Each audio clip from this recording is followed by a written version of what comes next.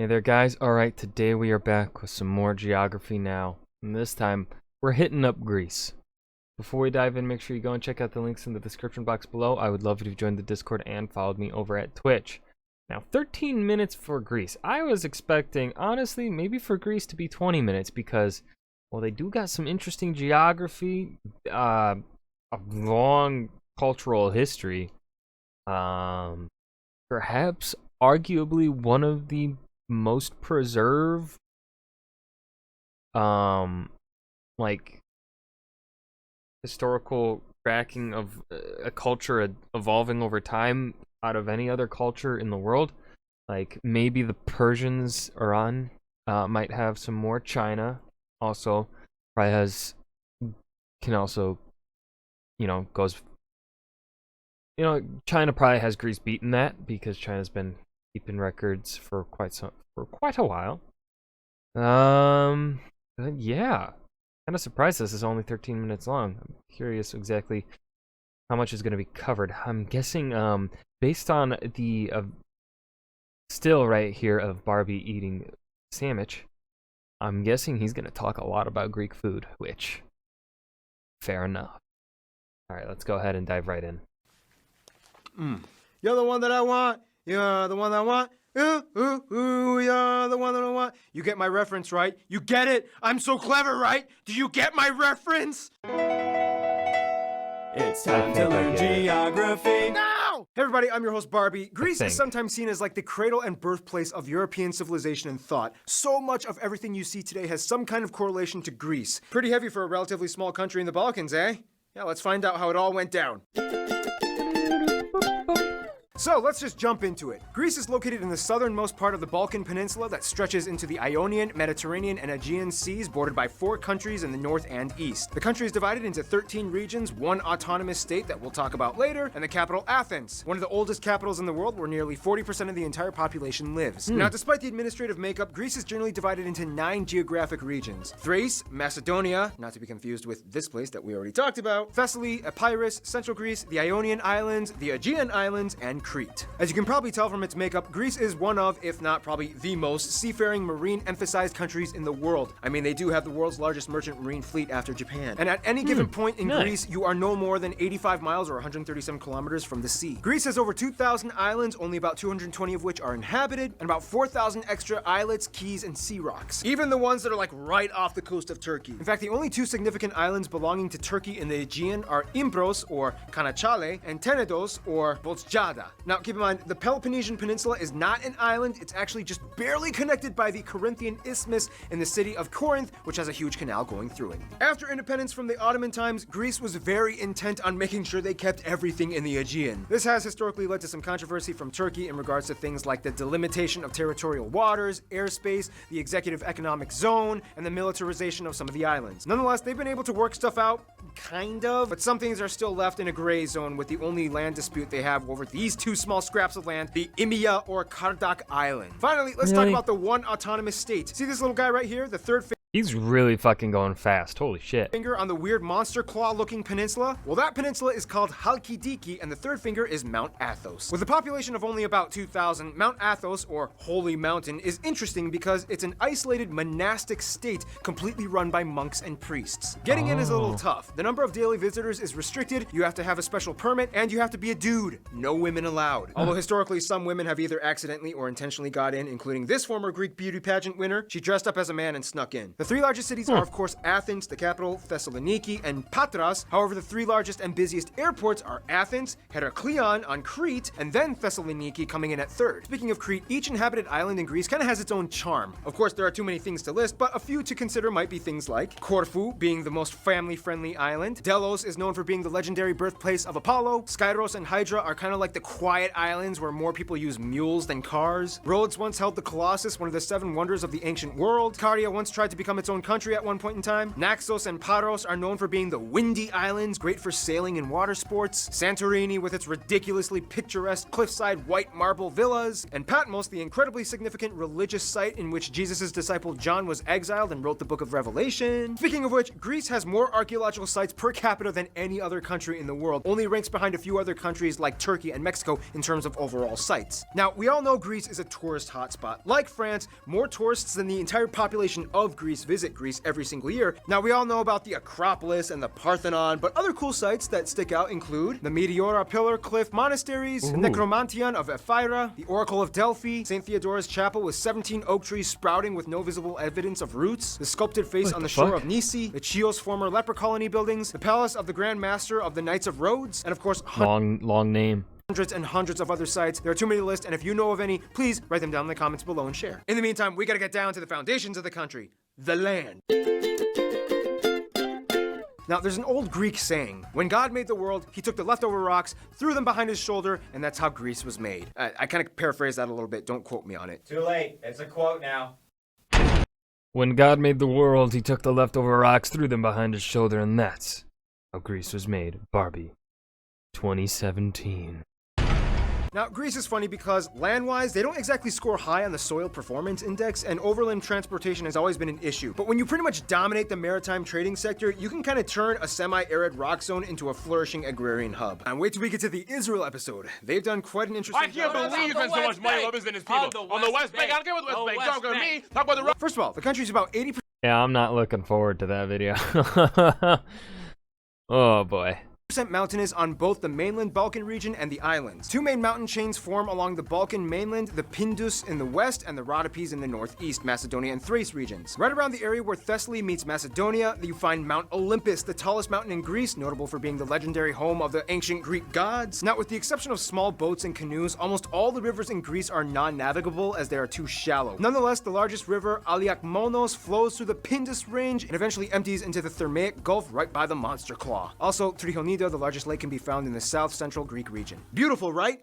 Well, it comes at a cost. Greece is one of the most seismically active countries in the world as it lies on two major tectonic plate zones, the North Anatolian Fault and the Hellenic Trench. This means that although frequent, earthquakes in Greece are relatively mild because they usually have epicenters that are in the sea, or, you know, Turkey just kind of takes the biggest hit. Greece gets about 250 days of pure sunshine a year. 7% of the world's marble mines are found in Greece, and they're also the third largest olive oil producer. Speaking of which, if you've never had Greek food, you are not allowed to die until you do. Popular dishes like moussaka, spanakopita, the classic Greek salad, pita with gyros, the real kind, not that cheap sleazy stuff down on 14th Street in which half of the meat is made of cornmeal. Nonetheless, agriculture only makes up about 4% of their economic output. Most of the revenue at over 80% comes from tourism and service jobs. Otherwise, some notable spots in nature would be places like the Vikos Gorge, the Sami Cave in Cephalonia, the Siri Culture Blue-Eyed Spring, volcanic rocks of Lemnos, Neda Waterfalls, Pozar Hot Springs, and so much more. In a nutshell, Greece is like a rocky, rugged, seafaring realm of merchant ships and olives. Could have said that like 3 minutes ago and skipped this whole segment.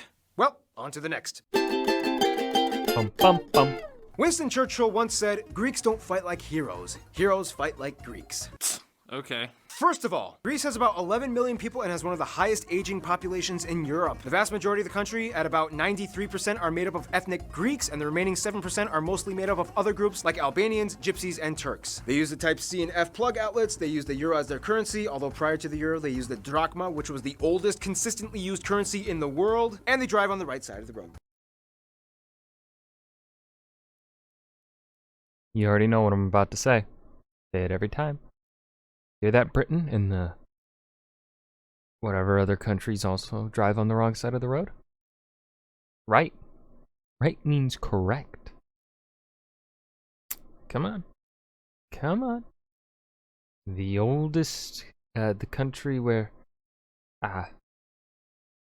democracy was founded, where Western civilization was born. They drive on the right side of the road. You think you're better than them? Will I keep doing this bit for the rest of geography now? Yes. Yes, I will. Had to yawn. Now, pretty much anyone that has ever been to school at around age 12 will know how much Greek history has played a role in the Western world. The history is too long to explain it in detail, but in the quickest way I can put this, Minoans, Mycenaeans, tribes and city-states fighting against Persians at Thermopylae, which is where Gerard Butler came in and did this. Alexander the Great ushered in the Macedonian Empire. Dude, he was Greek. No, he was not Greek. He was never Greek. How many times? I mean, he was born in the land that modern-day Greece has. However,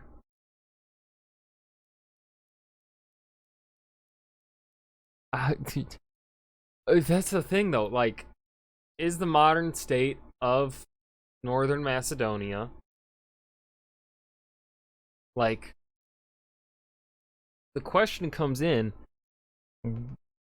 I think ultimately the only way to answer that debate is what separates a Macedonian from a Greek. And, like, honestly, historically speaking, I don't think there's much of a difference. They spoke the same language, I believe. Now, of course,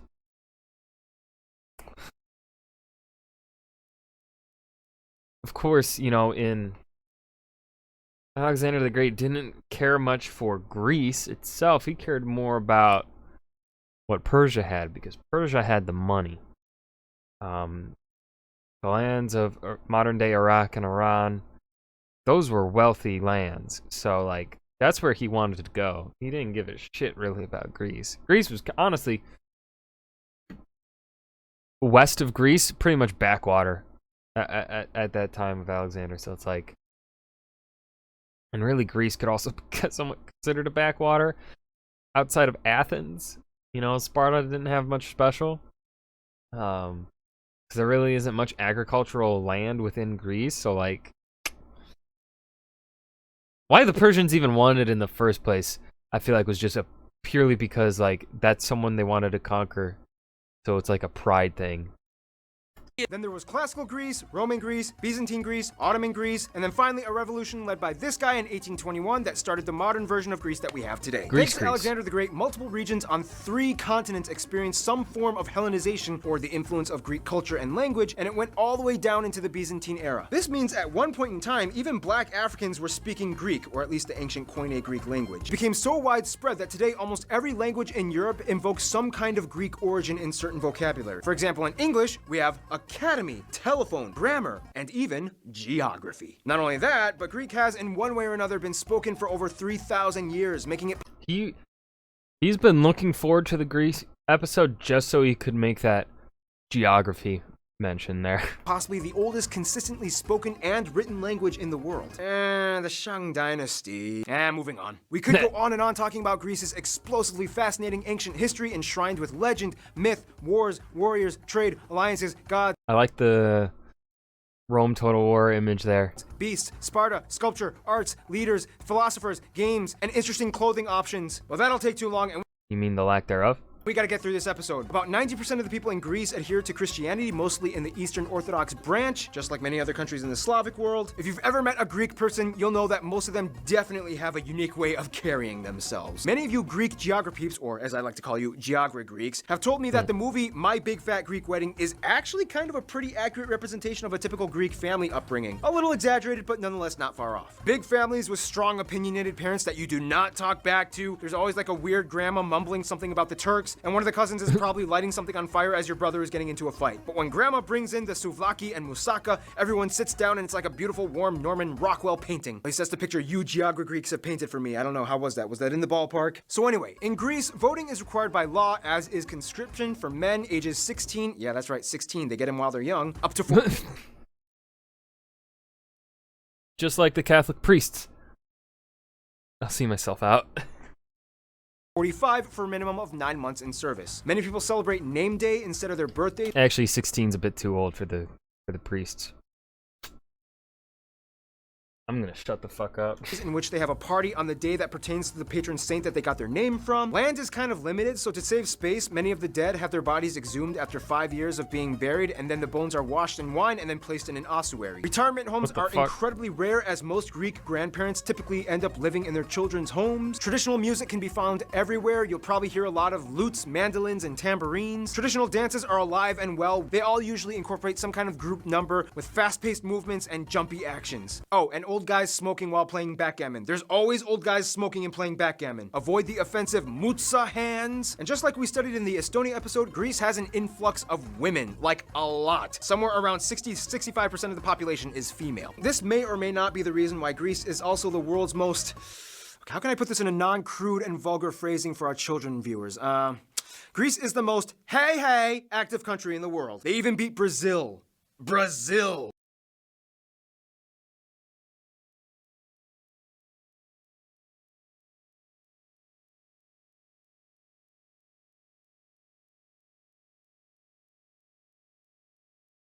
Interestingly enough, Greece also has the lowest divorce rate in the EU as well. Speaking of that, okay, let's talk about some numbers. Brutal, sometimes image-tarnishing numbers. Let's just address the elephant in the room and get it over with, okay? Yes, Greece is in a little bit of an economic pickle right now. Basically, in a nutshell, back in 2001, Greece joined the EU. Long story short, they misrepresented their financial statements, they entered an IMF and ECB memorandum, and now the current generation is paying for all the fiscally irresponsible actions the previous one made, with things like hiked taxes as well as salary and pension cuts. You know, son, back in my day. Yeah, back in your day, you ruined my day. Greece also has the highest unemployment.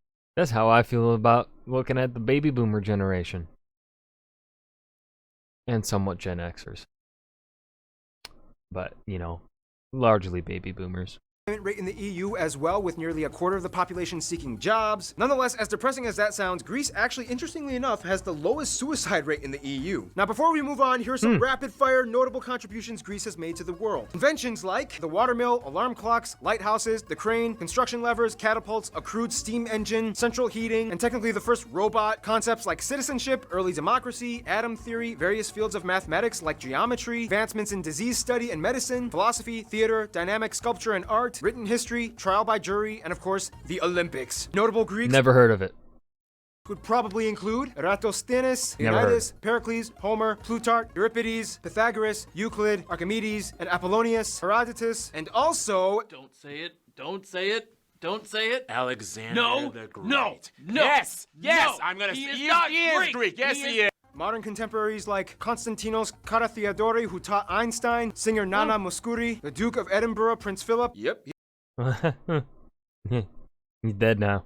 he's actually half Greek. Tommy Lee, Yanni, Wasn't he Prince of Greece and Prince of Norway? Wasn't that his thing? soccer players, Georgios Samaras, Georgios Karayunis, Konstantinos Mitroglou, this crazy guy who ran like 1,000 miles in 11 days, Queen Sofia of Spain, and of course, America's Greek sweetheart, John Stamos. Don't even try to get on this list. Okay, friend time. Bum, bum, bum.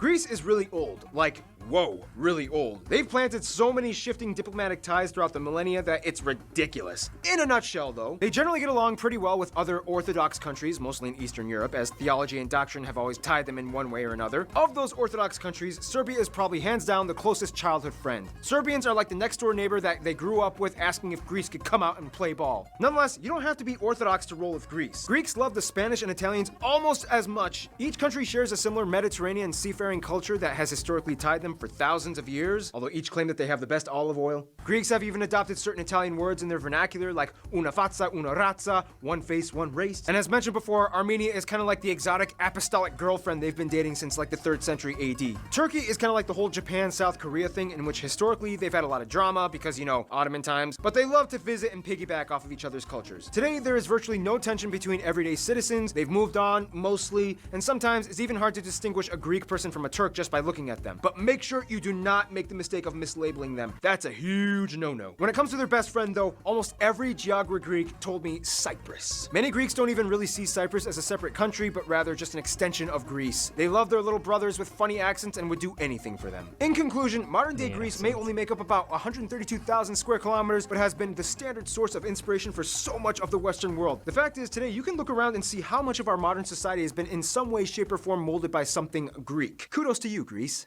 And by the way, Kudos is a Greek word. Stay tuned. Grenada is coming up next.